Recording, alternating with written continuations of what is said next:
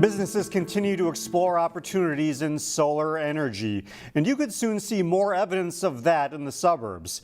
This week, New Hope approved a new ordinance allowing freestanding solar energy systems in their city. Smart Flower of Minnesota wanted to create a freestanding solar energy system at their Bass Lake Road office location, but that wasn't allowed under the city ordinance.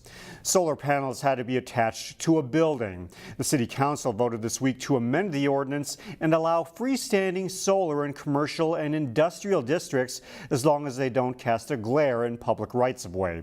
Smart Flower says they will put up a model as soon as the proper permits go through, which should be sometime this summer. The city of Osseo has been discussing the possibility of developing a dog park. There currently isn't a dog park in Osseo, and there have been reports about not all dog owners picking up after their pets in city parks. That makes for a messy situation that must be cleaned up before the city hosts events like movies in the park. One council member says the number of dogs in parks seems like it has quadrupled in the last few years. For every one that's added, there's probably at least one more that don't pick up after it. And so I think this is something that we have to address. I think there's a lot of responsible pet owners out there, and I would hate to have them not be able to have their companion with, or make them feel awkward about it.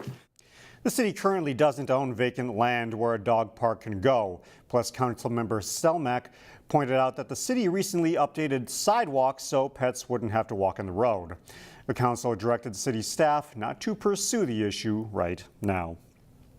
Osseo Senior High is partnering with a car company to make its auto shop classes more in line with the kinds of jobs today's mechanics do. Reporter Shannon Sladden shows us how the school and Ford have started an engine for opportunity. A 2019 Ford Raptor is a pretty cool truck that quickly draws a crowd of eager auto shop students. But it's what's under the tarp You guys want to unveil your engine? that's going to really rev this class up. That engine is a V6 out of a late model Mustang donated by Ford. With it, the kids in this class will learn how modern mechanics work. I'm really excited about this. It's very exciting to be able to students to do the real world training, to partner with the Ford. It's part of a Ford program that works to get kids trained in auto repair early, something that's especially important today because cars are so complicated that not many people do their own car work. And that means their kids aren't learning at home like they used to. Kids at that point had a parent or grandparent that was always mechanically inclined and working on vehicles.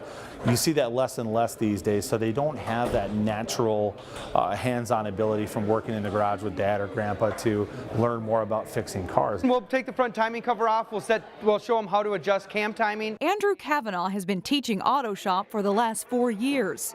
He says getting their hands on a modern engine will have a huge impact on students' employability. This allows them to walk into a job interview with Ford certified training, so it puts them a leg up against anyone else. If you walk in and without the certificate, Ford, the dealership's going to have to pay you to take this training. And the program doesn't stop with just this engine. They're hoping to be able to donate cars, engines, transmissions. It's a program that kids like Hunter Asklin can use as a head start on their dreams. After college, hopefully going to a technical school, and then I want to open my own garage. Which is something that's hard to do without access to modern car parts. The newest car we have is about 2006, and that's, 13 years old, so having something from 2019 is pretty cool because technology's changed and evolved a lot since then. From 13 years old to almost new, students and teachers alike say that upgrade will be these students' engine for opportunity. In Osseo, You guys have a fantastic program. You got a great instructor.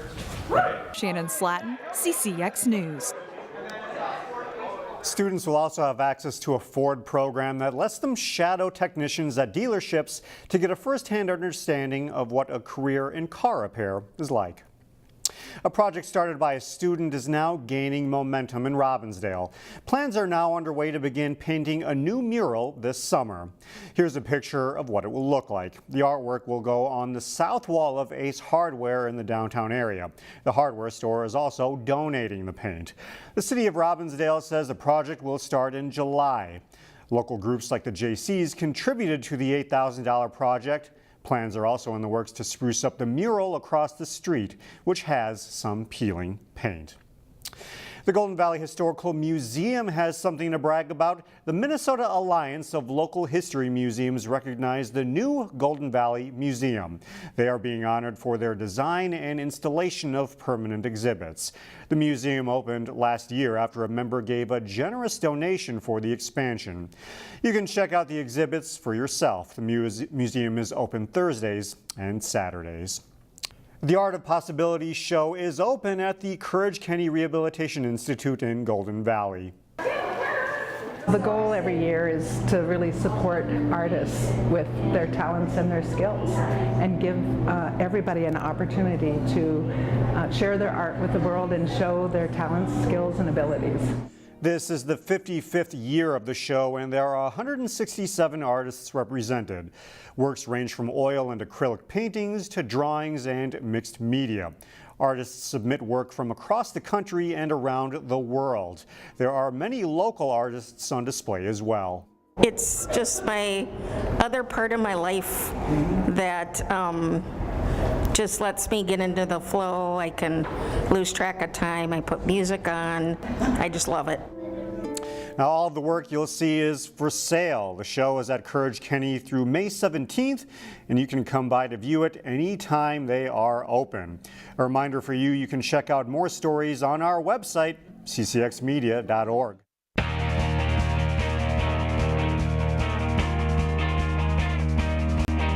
Local high school golf teams are starting to get some matches and tournaments in. The Osseo girls team is one to watch this season.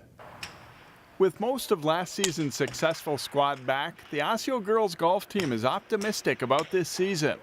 We were second in the conference last year, and I think we've made even improvements from last year, so I'm really excited to see what we can do this year. Yeah, so we actually returned all 6 varsity starters from last year, you know, we had a great season last year. We were just 1 point behind Maple Grove on our side of the conference last year, and I think we got a great chance to compete this year for our side. And you know, in total we have 18 girls, and I think we're pretty solid all the way through. As for all of the area golf teams, much of the preseason work has been indoors for the Orioles. It's not quite the same as being on a course, but there's still benefits to be had. It helps a lot just for the reps and just being able to make sure we have good contact with the ball. And we do different drills and things like that in the dome, and there's like a little bit of putting here, so it helps. We definitely would rather be outside. We like to compete kind of like one-on-one against each other. It'll just be like, even if it's little things like, oh, who can hit the flag, or who can hit it the farthest, or hit the wall, or whatever, just little things like that. All conference returners Kate Achenbach, Ellen Solom, Savannah Dickey, and Anna Corona provide a steady base for the Orioles lineup. This is a team that should be in the hunt for conference and section titles.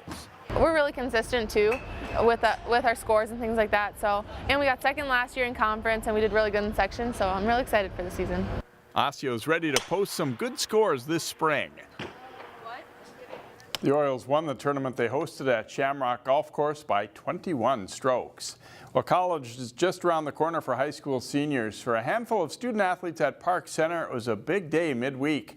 11 Park Center seniors were recognized at a ceremony before school. All of them are going to play college sports, some in Division II, along with others in Division III or junior college.